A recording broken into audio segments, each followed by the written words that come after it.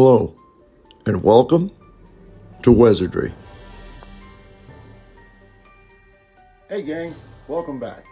I decided to make another Dice Tower video, and with this video, I decided to add in some stuff that would save money. Things that you can get cheap, or they're free that you usually throw away. The only thing I really purchased for this video was this aquarium skull from Walmart, which I'd used in a previous video for a dice tower, ironically enough, and these Jenga block, dollar store, $1.25. So I hope you like the tips that are in here. I hope you like the video, and let's make some magic happen. So as I'd mentioned, this is the aquarium skull I purchased at Walmart.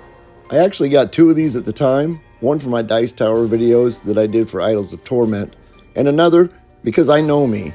I knew I'd find a use for it, and go figure, it's another dice tower terrain piece. As with the first project, I wanted to separate the mandible and maximal to allow me the ability to strike a more dramatic pose and give the skull a little more character. The Dremel tool makes this job a breeze.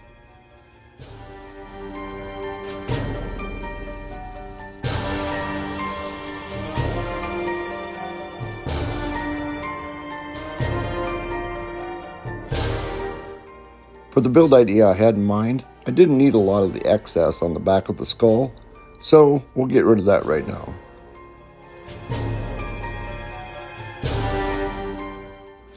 Now that the jaw is free and I can articulate it into a more dramatic pose, and some of the excess has been removed from the back, it's time to think about constructing a base to mount this guy to.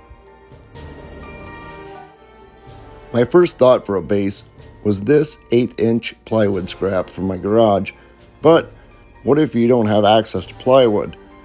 Well, the strength of plywood is from the thin layers laminated together, so here's our solution.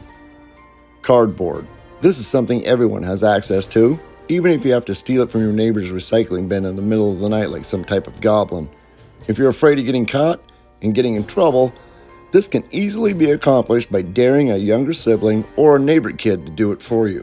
Then, just cut out some circles of increasingly smaller diameters, or, as I did here, you can even cut half circles if your cardboard pieces don't allow you to cut the full size required. Then, slather it with PVA glue, aka school glue, aka Elmer's glue, you know, the white stuff. I didn't thin the glue at all, just added a liberal amount between my layers, and used masking tape to hold them together as I built up the thickness that I was after.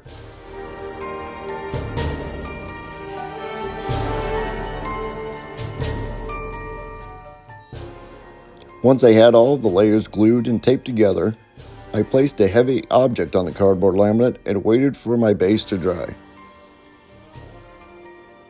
One of the key components to this build was going to be texture paste, and an easy, inexpensive way to make your own texture paste is paper mache clay. The cheaper the toilet paper, the better. Remove the cardboard tube and soak in water. First step. While we wait for the glue to dry and the toilet paper to soak up some water, we'll take the Dremel tool to Mr. Skull here and add some more character via scratches, cracks, pits, and chips. We'll also break out the hobby knives as well. I want this skull to have the appearance that it has spent some time out in the elements and has had some rodents chewing on him. He looks too pristine and not near creepy enough for the whole scheme that I have in mind for this dice tower.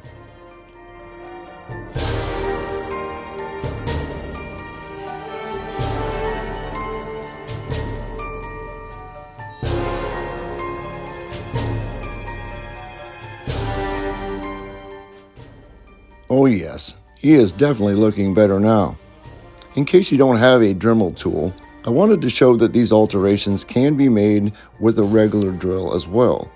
It's not quite as easily accomplished in this manner, but it is a possibility.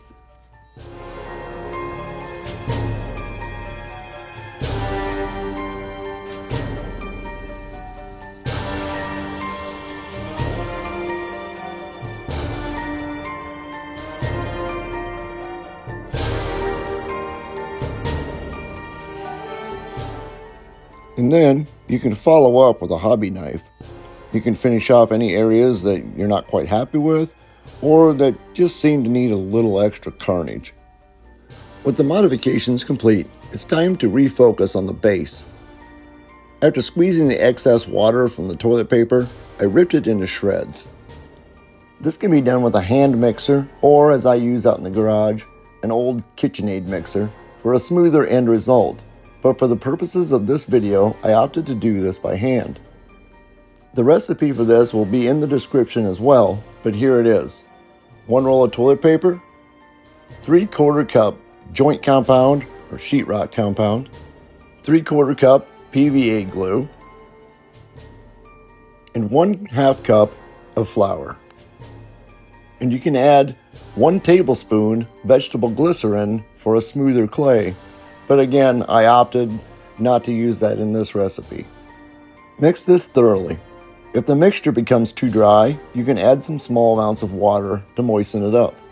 The mixing process further breaks down the toilet paper, making the clay/texture paste smoother.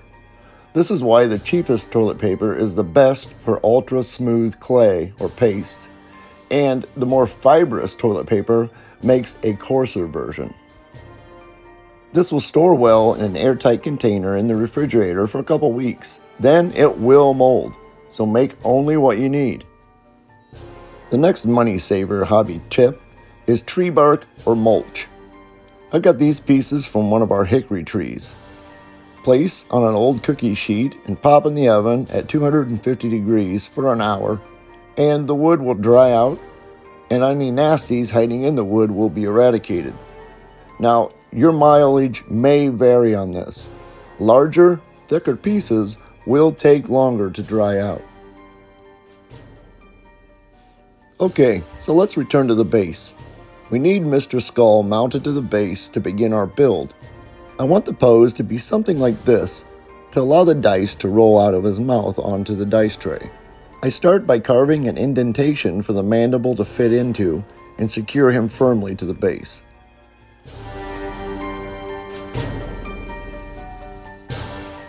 I used hot glue to adhere the mandible to the base, and then, utilizing my bark pieces, I reinforced the connection by propping up the jaw at this angle.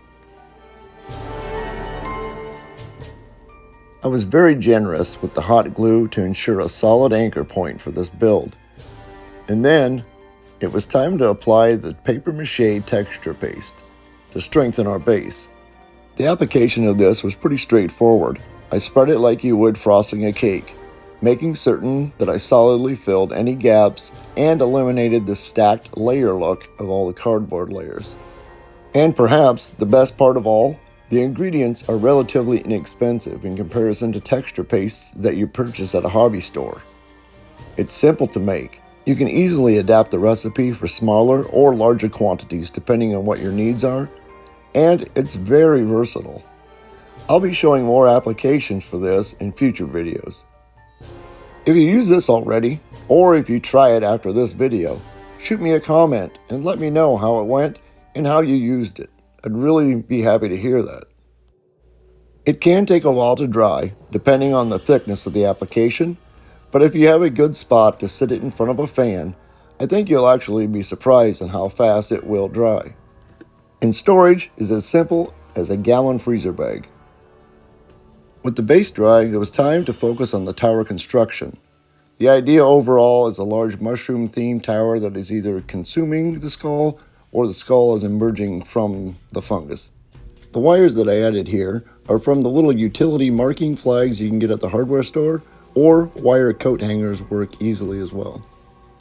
I used hot glue and some CVA glue with baking soda when securing these into place.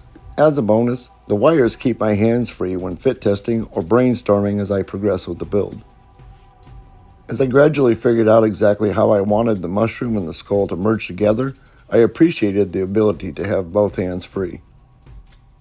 Once I'd established the way the pieces fit together, I could work on preparing the jaw and constructing the stairs inside the mushroom.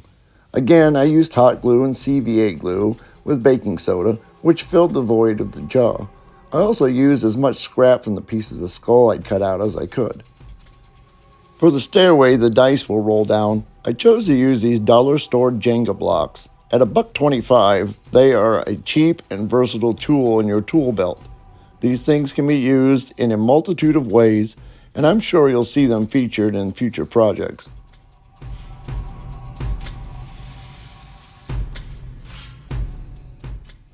When I was constructing the stairs, I reinforced the joints between the wooden blocks by implementing baking soda with my CVA glue.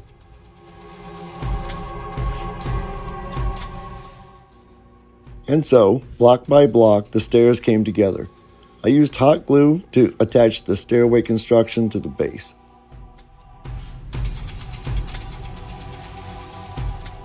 To top off the stairway, I built a landing that will catch the dice at the top of the stairs.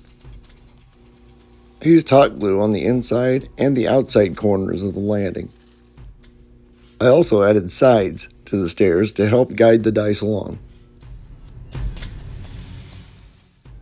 I wanted filler around the stair tower, and styrofoam was the answer. I didn't use XPS foam because not everyone can get scraps of it for free or may not want to store 4x8 sheets worth of this stuff. I cut my foam using a fillet knife, and then I just started stuffing the foam in all the open areas after giving them a generous coat of PVA glue. As the inner recesses were filled and I worked my way outward, I held the glued foam pieces in place with masking tape.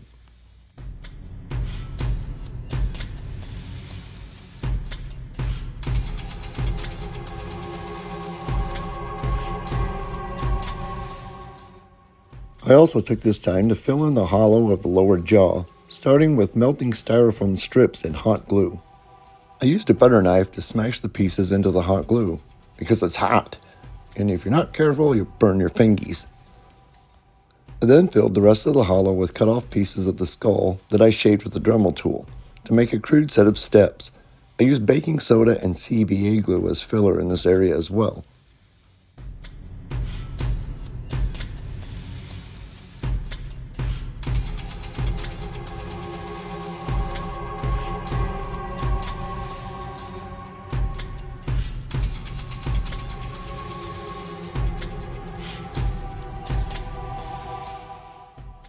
After coating the tower generously with PVA glue, I began attaching more foam around the outside. This layer of foam will be our filler on the inside of the mushroom stalk, so there are no gaps to catch or impede the dice as they travel down the tower. Again, using masking tape to hold the pieces while they dried. After the glue had dried, I began shaping the foam and filling the gaps to fit the inner contours of the tower.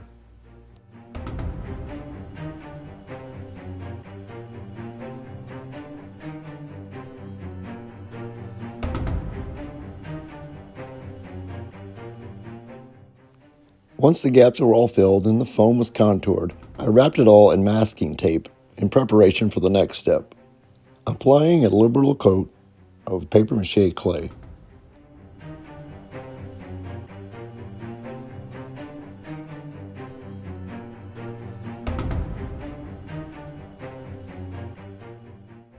Once that application was dry, I filled the hollows of the jawbones with hot glue, again using a butter knife as a trowel, which I dipped into water to aid in cooling and in shaping the glue.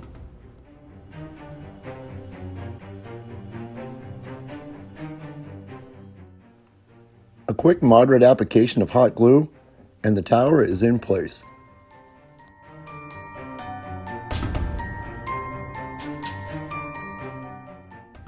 When constructing the cap for the mushroom, I used the same method that I had used for constructing the base. The only difference is that the cap is an arrangement of concentric circles with the center cut out to fit over the tower structure that will serve as the mushroom stalk. And when the glue was dry, it was time to get out the paper mache clay again to shape and texture the mushroom cap. After applying the clay and establishing the general shape of the cap, I used a paintbrush and a watered-down PVA mix to further shape and texture.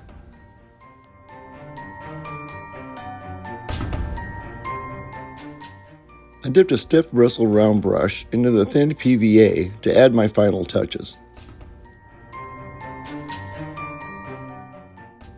Time to add texture to the tower, aka the stalk of the mushroom, and tissue paper is the trick. Cheap and often free inside a delivery as packaging, it is an easy to access material. Not only is it easily accessed, but it is easily manipulated, and every layer of application adds strength and increased texture. And so, with several layer applications to increase the girth of the stalk and its texture, things were progressing along, and it was time to do the underside of the cap. Simple packing paper is the material that I chose. After scrunching and wrinkling it up, I tore it into random shreds to start my application.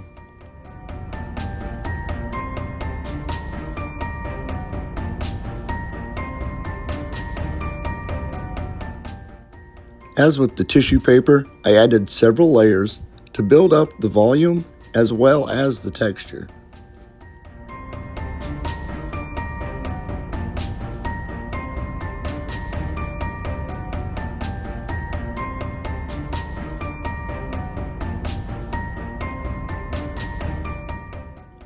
The dried result is a firm and strong mushroom cap that we can now start attaching to our primed base and stalk.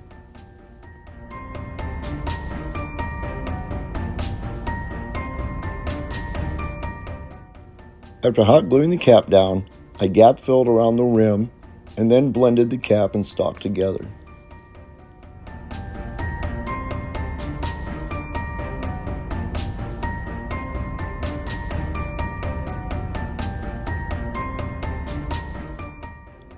Now it was time for our baked hickory bark pieces to enter the project. With the aid of some hot glue, these pieces become the outer rim of our dice tray.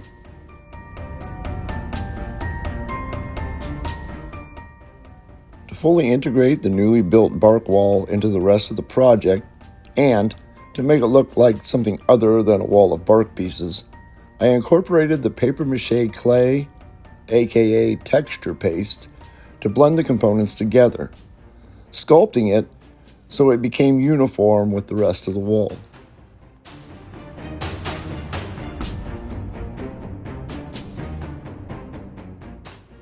When constructing the stairway, I had made a couple of pockets, one on either side of the stairs, that I had filled with hot glue and had placed the skull into that area to give me two solid contact points that were shaped perfectly to the spots where the skull attaches. So now, heating up the glue again with another application of hot glue gave me a rock-solid attachment point.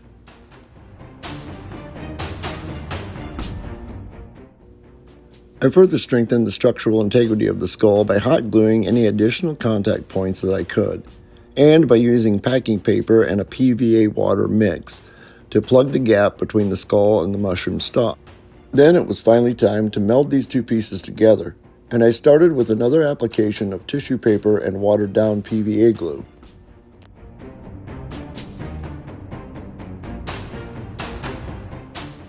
After establishing the transition from stalk to skull, I began applying flesh to our skull via packaging paper and PVA glue.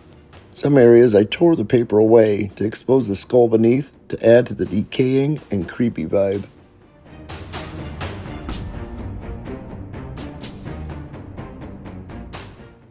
After the first layer of skin dried, I added, for dimension and texture to the shroom skull, the next application, cotton balls and PVA glue. Cotton balls are actually cotton rolls, and these things make great material for projects like this and are cheap and easily accessible. Not to mention easily manipulated and sculpted. Using cotton balls is a surefire way to make muscle and sinew on a project such as this. And for use in dioramas, they can make waves, smoke, snow, clouds.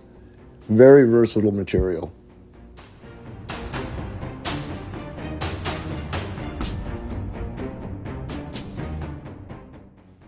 As I built my layers, adding texture and volume to the skin, I broke out another cheap, versatile, and often overlooked material, fabric softener sheets. These can be used in conjunction with, as in this project, or in place of, cotton balls, tissue paper, and packaging paper to accomplish a wide variety of applications and effects.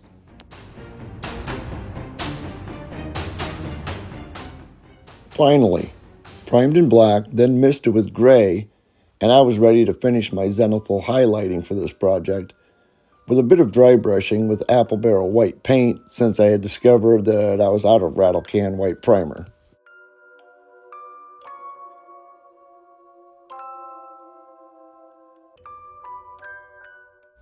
Alright, so I'm laying down paint now and starting with greens and yellows. My thoughts are a sickly stalk and a cap that looks flesh-like. The yellowness of the stalk could be comparative with the skin color of the skull. So I guess I could say I really didn't have a plan. I had a concept of a plan. Some might say this is a foolish approach, but hey, I'm making a dice tower, a toy for adults, not leading the free world. So let's see how close my original loosely based concept measures up to the end product, shall we? As we wind down towards the end of the video, I'd like to thank you for watching. If you like my content, leave a like, comment, subscribe, share. It really helps the channel out a lot, and I honestly appreciate it. But first, homemade flock from sawdust. Sawdust is either cheap where you are, or in a lot of cases, free. Sifting to clean it and to separate the finer material from the larger for a variety of aggregate, and then all you need is paint and glue, or just paint. I opted to add glue to this flock because I was going to apply it to the project immediately after making this batch, and I wanted the glue mixed in to help it adhere to the base and itself solidly, considering it was going to get a lot of dice traffic on it. There are a multitude of better ways to mix this than the way I'm doing it here, but it was visually one of the better ways to film it, and I didn't have to get up from my paint desk to grab any of the items I needed. Yep, I'm lazy. I simply spread a moderate amount of glue mixture down and applied my flock on top of that.